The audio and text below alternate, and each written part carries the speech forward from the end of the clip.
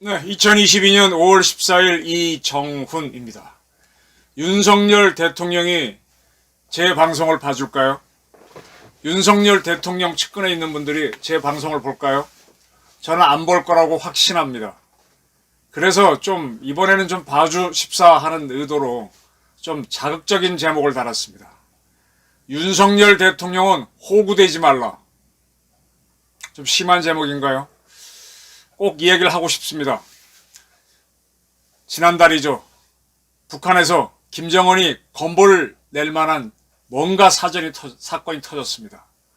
지금 이거를 벗어나기 위해서, 이 위기를 벗어나기 위해서 김정은이가 버벅거리고 있는데, 뭔가 꾸미고 있는데, 우리 윤석열 대통령이 취임 초기라서 그런지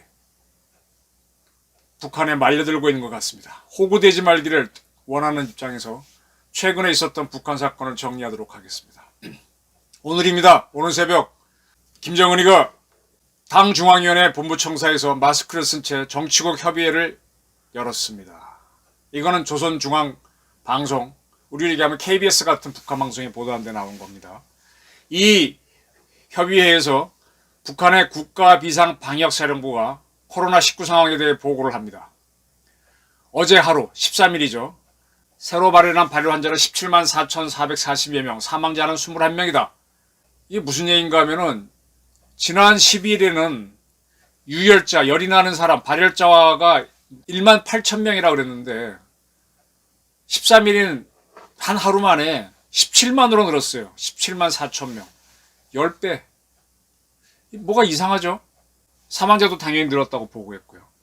그 다음에 총 누적은 52만 4천, 많게는 얼마 어쩌고저쩌고, 사망은 27명.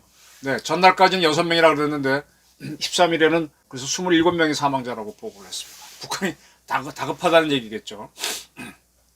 그리고 북한의 국가비상방역사령부는 대부분의 경우 참 희한한 말을 했습니다. 과학적 치료 방법을 잘 알지 못해 약물 과다 복용을 비롯한 과실로 인명피해가 초래되고 있다라고 보고했습니다. 그러면 이거는 이 주체의 나라에서 자기네 인민을 위한 의료를 한다고 되어 있는 북한인데 거기에 자기네 의료 체계가 엉망이라서 약물을 과다 복용해서 사람이 죽고 있다. 이건 인민을 위한 나라가 아니라는 거죠. 근데 이러한 인민의 나라를 좋아하는 게 우리 주사파.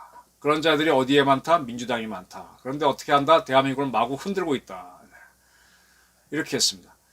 그런데 조선중앙TV는 김정은이가 이 악성 전염병의 전파가 건국 이래 대동난이라고 말할 수 있다라고 표현했다고 보도했습니다. 건국 이래 대동난이다. 6.25보다 더 크다는 얘기인가? 그래서 김정은이는 자기가 갖고 있던 상비의약품까지 당에 내놓으며 어려운고 힘든 세대에 보태 쓰라라고 했답니다.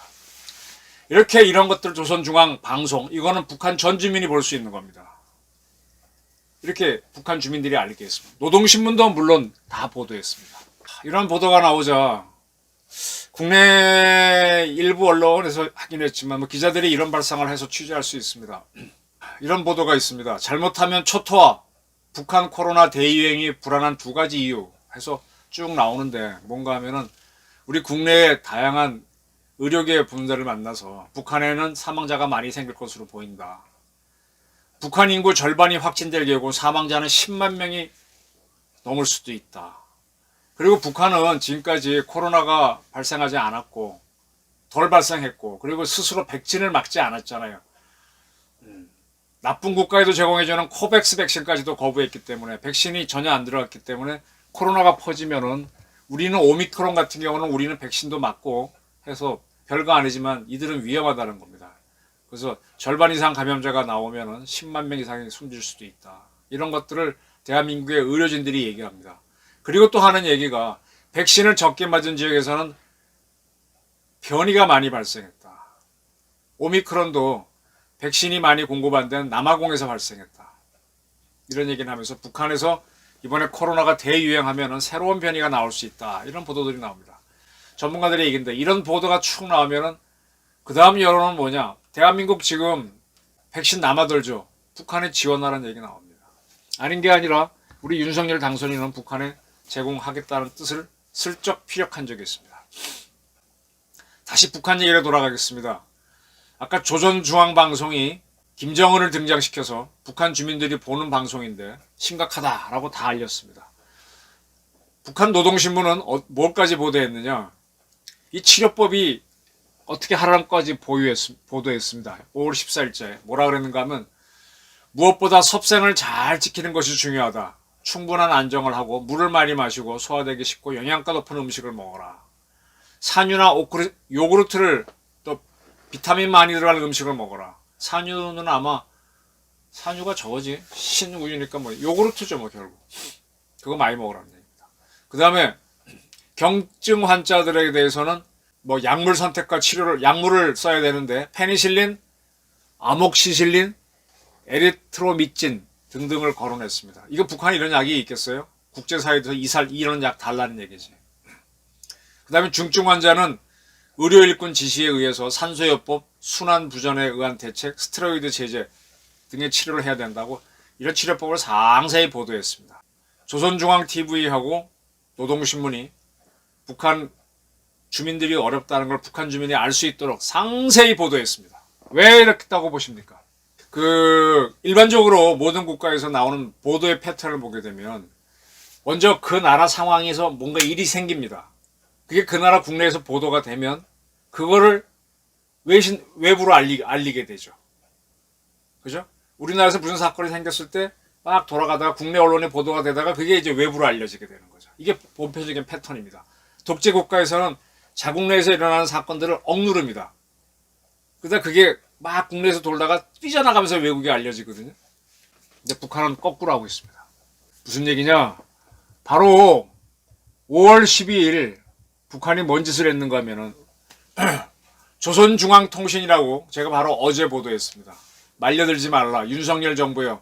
북한에 코로나 심각하다는 거에 말려들지 말라라고 어제 보도를 하면서 조선중앙통신은 북한 주민들은 못 보고 저처럼 북한 바깥에 있는 사람들이 접할 수 있는 겁니다.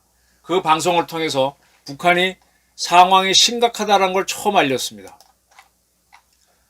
뭐라고 보도했었는가 하면은 최대 비상 방역 체계로 북한은 전환했다.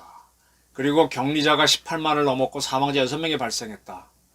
그리고 13일에는 김정은이가 국가 비상 방역 사령부라는 걸 만든 모양이죠. 거기에 방문해 보고를 받았다. 등등. 이렇게 해서 막 내부로 떠들었습니다. 그래 놓고 13일날 떠들어 놓고 14일날 자기네 주민들이 볼 수 있는 방송으로 떠든 겁니다. 이건 거꾸로 간 거죠. 일반적인 보도 패턴하고 발표 패턴하고 다르죠. 미얀마 같은 독재 국가에서는 자국 내에서 일어난 일들을 외부로 알려지지 않도록 막 감시합니다. 자국 내 언론도 별거 아니겠지만 그다가 알려지는 걸 극도로 막는데 북한은 사실 지금까지 코로나 우리는 없다고 철저히 막았던 나라예요. 근데 이번엔 스스로 외부에 발표하고 그 다음에 국내에다가 심각하다라고 발표를 하니까 국내 언론에서는 북한이 진짜 큰일 난 모양이네 하고 탁 걸려주면서 북한에 백신을 지원해야 된다는 여론을 일으킬 수 있는 기사들이 쭉쭉 나오고 있다 이겁니다. 요거는 요렇게 하는 거는 뭔가 공작의 냄새가 난다. 이건 이정훈의 판단인데 제 이정훈이가 뭐 얼마나 대단해서 혼자 하겠습니까? 몇 사람들과 토론을 해보는 결과인데 역시 비슷하다는 겁니다. 어제는 제가 특별한 취재 없이 했는데 think the unthinkable, 상상할 수도 생각할 수도 없는 일을 생각하라. 그대로 믿지 마라. 북한은 뭔가 있는 나라다.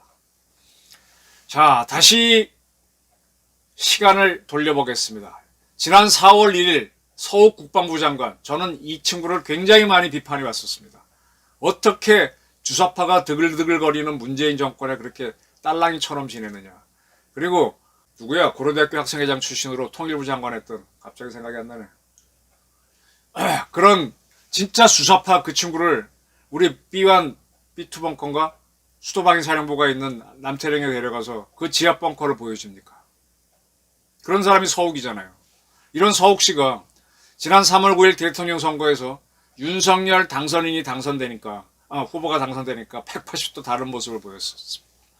4월 1일 육군 유도탄 미사일 사령부를 미사일 전략 사령부로, 공군 방공 유도탄 사령부를 미사일 방어 사령부로 개편했는데, 그때 그 개편식에 참여해서 훈시를 했습니다. 그때 뭐라 했는가 하면, 북한을 가리키는 거죠.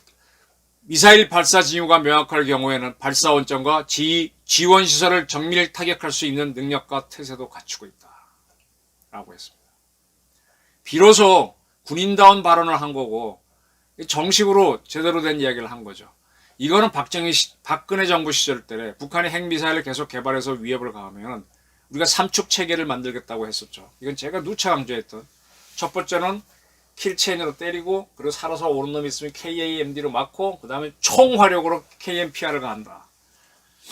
그래서 당연히 북한이 발사조를 보이면 킬체인을 먼저 하는 선제 타격이 우선인데, 이재명이라고 하는 민주당 대통령 후보는 선제 타격은 안 된다는 헛소리를 대통령 선거 내내 했고, 윤석열 후보는 선제 타격을 해야 된다고 얘기했었습니다. 그때는 입도 뻥긋 안 하던 서욱 장관이 윤석열 후보가 당선되고 난 다음 한 달쯤 지난 두 부대 개편식에서는 발사 원점 때려라 라는 이런 발언을 했습니다. 그러니까 이제 정식으로 삼축 체계가 정상화되는 걸 얘기한 거죠. 이런 발언이 있고 난 다음 날 4월 2일, 4월 3일 날 북한 기관지 노동신문에 김여정이가 9개월 만에 대남 담화를 발표했습니다. 그리고 조선노동당 중앙위 정치국 상무위원 박정천이 또 나와서 또 같이 담화를 발표했습니다. 근데 두 인간의, 저는 이 인간이라고 표현하겠습니다. 그 담화에 보게 되면 우리 윤석열 대통령을 가리키는 거겠지만 형식상으로는 서욱 국방부 장관을 가리켜서 미친놈, 바보, 천치, 쓰레기, 대결광이라고 하는 욕설을 퍼붓습니다. 작년 9월 25일 김여정이는 그때는 뭐 종전선언에 대해서 우리 문재인 씨가 뭐라고 얘기하니까 뭐 부드러운 뭘 냈었는데 아주 총력적으로 비난하는 담화를 내놨습니다. 한번 그걸 읽어봐 드릴까요? 네, 제가 그걸 찾아냈습니다. 근데 재밌는 거는 이게 4월 4일 보도됐는데 4월 2일자로 돼 있습니다. 김여정 조선노동당 중앙위원회 부부장 담화 전문을 빨리 읽어드리겠습니다. 지난 1일 남조선 국방부 장관은 우리 국가에 대한 선제 타격 망발을 내뱉으며 방공화국 대결 광기를 드러냈다. 핵 보유국을 상대로 선제 타격을 함부로 운운하며 저들에게도 결코 리롭지 못할 망설한 객기를 부린 것이다. 미친놈이다. 그리고 쓰레기이다. 동족끼리 불질을 하지 못해 몸살을 앓는 대결광이다. 이 자의 분별없고 도가 넘은 선제 타격 망발은 북남 관계와 조선반도의 군사적 긴장을 더욱 약화시켰다. 우리는 이 자의 대결 관계를 심각하게 보며 많은 문제들을 제고하지 않을 수 없게 되었다. 남조선은 국방부 장관이라는 자가 함부로 내뱉은 망언 때문에 심각한 위협에 직면할 수도 있다. 남조선 군부가 우리에 대한 심각한 수준의 도발적 자극과 대결 의지를 드러낸 이상 나도 위임에 따라 엄중히 경고하겠다. 우리는 남조선에 대한 많은 것을 제고할 것이다. 참변을 피하려거든 자숙해야 된다. 나는 이자의 객기를 다시 보지 않게 되기를 바란다. 4월 2일 주체 111년 올해죠. 22년 4월 1일 평양. 이게 노동신문에 실렸죠.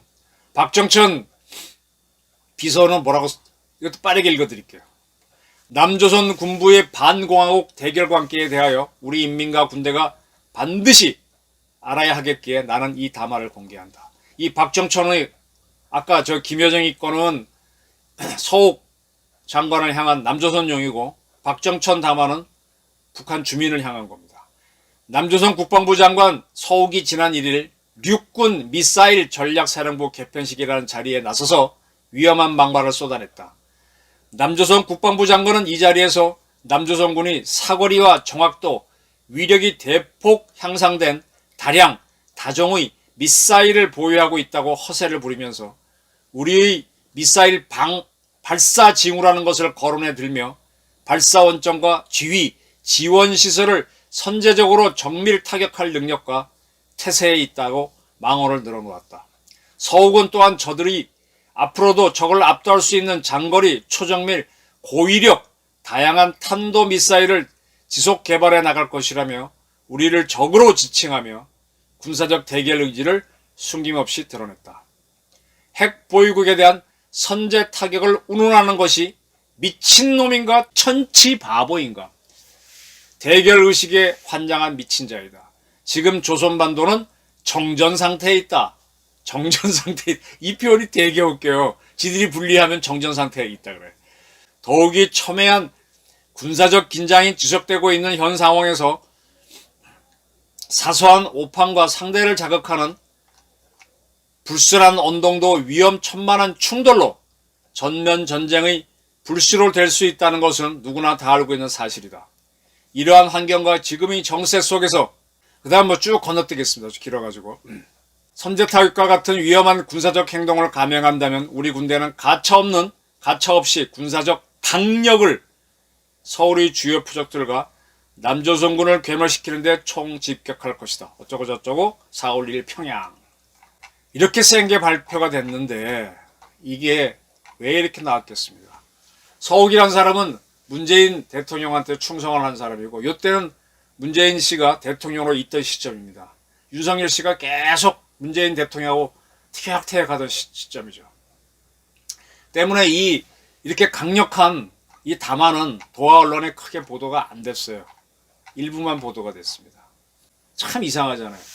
서욱이란 사람이 이 북한 담화만을 보게 되면 윤석열한테 충성한 게 돼서 그런지 문재인 정권 통일부나 국정원 사람들은 이렇게 강력한 북한의 담화가 대한민국에 알려지도록 노력하지 않았습니다. 여기에는 아주 대한민국을 헷갈리게 만드는 박지원 씨도 저는 개입했다고 단언합니다.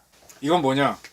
지금 북한이 윤석열 당선인이 아주 강력하게 나올까봐 겁을 내고 있다는 얘기예요. 이렇게 마구 떠들어놨던 북한이 바로 이틀 후에 새로운 담화를 김여정을 통해서 발표합니다. 이때는 굉장히 그 수위가 떨어집니다. 서욱 장관의 발사 원점 정밀 타격은 비난했지만 남조선을 겨냥하여 총포탄 한 발도 쏘지 않을 것이다. 우리는 이미 남조선이 우리의 주적이 아님을 명백히 밝혔다. 다시 말해 남조선군이 우리 국가를 반대하는 그 어떤 군사행동을 취하지 않는다면 우리의 공격 대상이 되지 않는다. 우리는 남조선을 무력 상대로 보지 않는다. 이것은 순수 핵보유과의 군사력 대비로 보는 견해가 아니라 서로 싸우지 말아야 할 같은 민족이기 때문이다. 오, 민족을 거론하네요. 쌍방의 군대가 서로 싸우면 전쟁이나 전투에서 누가 이기고 지는 것을 떠나 우리 민족 전체가 반세기 전처럼 아니 그보다 더 깊은 상처를 입게 되니 우리는 명백히 그런 전쟁을 반대한다. 야, 이렇게 여우 같은 얘기를 합니다. 여정이가. 근데 요거는요. 북한 주민들이 볼 수 있는 노동신문이나 방송에 나온 게 아니라 우리처럼 외부에 있는 사람만 볼 수 있는 조선중앙통신으로 나옵니다. 내부적으로는 그렇게 강하게 해놓고 외부적으로는 또 이렇게 말을 바꾸는 걸 내놓습니다. 자, 이제부터는 제가 해석을 좀 해보겠습니다. 왜 서욱이란 사람은 제가 참 어떻게 군인의 정신을 버리고 문재인 정권의 딸랑이가 되냐고 굉장히 비판을 해왔습니다. 그 386들하고 같이 나이가 비슷하다는 얘기로 단톡방에서 서로 뭐 의견을 주고받고 군인이 아니었죠. 이런 사람이 윤석열 후보가 당선이 되니까 육군 미전사하고 공군 미방사 개편식에 가서 이제 제대로 된 발언을 합니다. 여기에 북한이 팔을 떨었다는 것은 윤석열 당선인을 두려워한다는 얘기죠.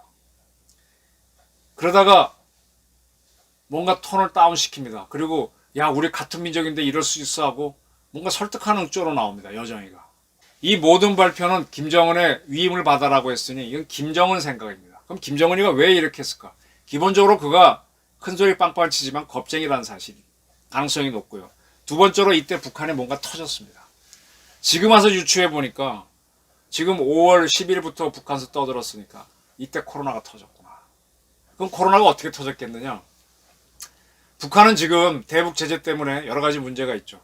그래서 장마당 경제를 통해 돌아가는데 장마당에 사람들이 모였다 흩어지면서 감염이 되는 겁니다. 일부 언론은 지난 4월 20일 열병식에서 많이 전파가 된 거 아니냐 그러는데 4월 20일 해갖고 뭐 5월 9일까지는 너무 빠르고 그럼 군인들이 많이 퍼져야 되는데 그게 아니라 북한 전역에서 갑자기 확 퍼졌다는 겁니다. 백신이 없는 나라니까.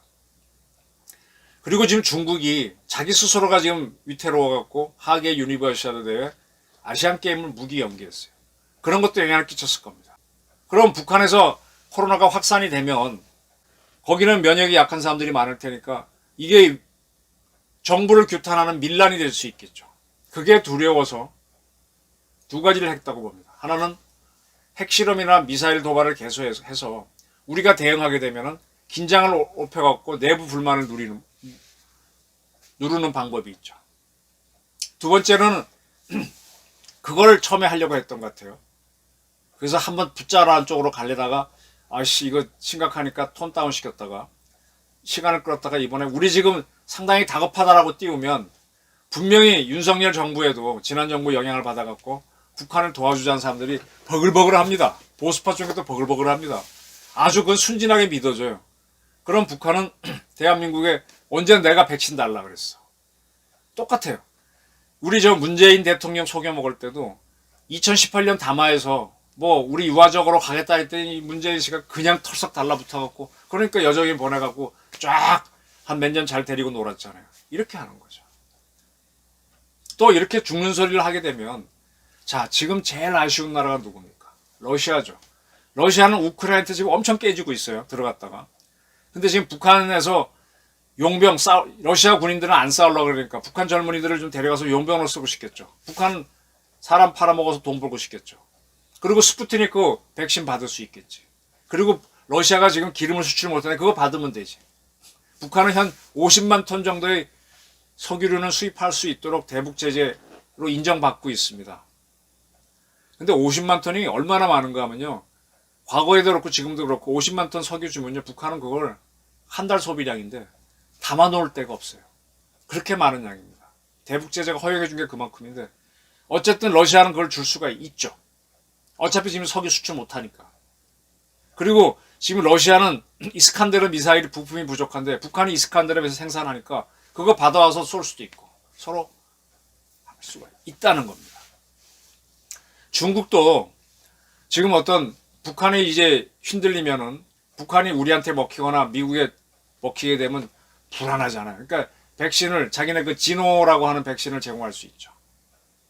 막 떠들면 러시아도 주고 중국도 주고 우리도 줄 수 있으니까 북한은 떠드는 거다 이거.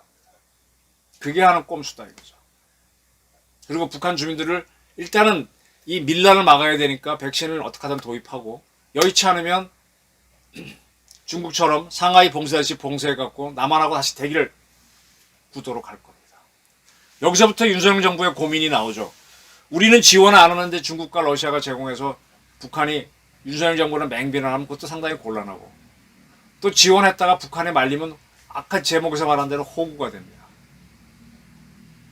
북한은 이 위기 지나면 또다시 핵 위협을 가할 겁니다. 7차 핵실험 바로 할 겁니다. 지금은 당장은 조 바이든 미국 대통령이 한국에 온다고 하니까 미국과 한국이 어떻게 할지 모르고 윤석열 정부가 상당히 세게 나올 거로 지금 두려워하고 있기 때문에 저는 생쇼를 한다고 보는 거거든요. 저는 겁니다. 이건 이정훈 버전입니다.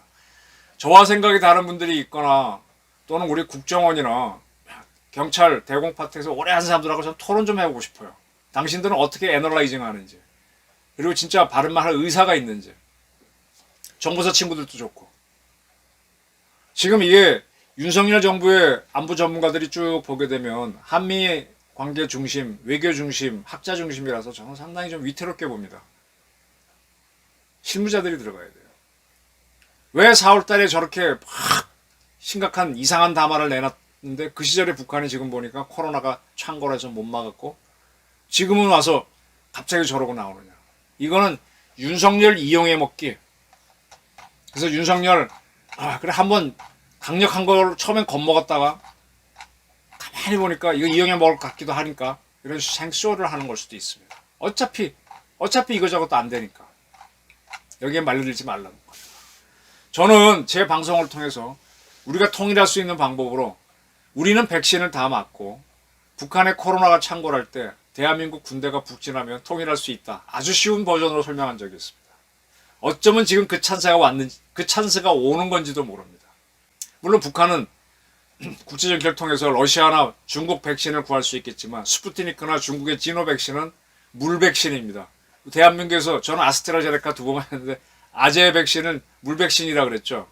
또 다른 백신도 사실 또 그 후에 돌파 감염이 많았으니까 물 백신인데 러시아와 중국 백신은 자국민들도 안 믿습니다. 하라 그래. 도입해봐.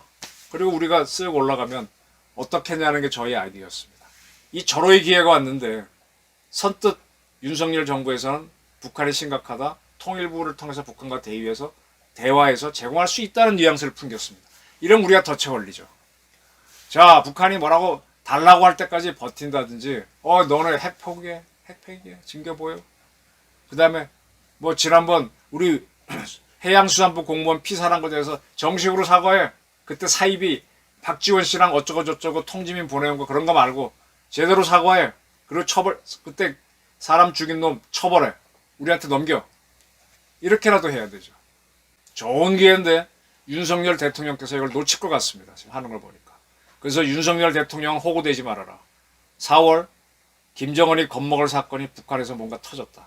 기회다. 네, 냉정해야 됩니다.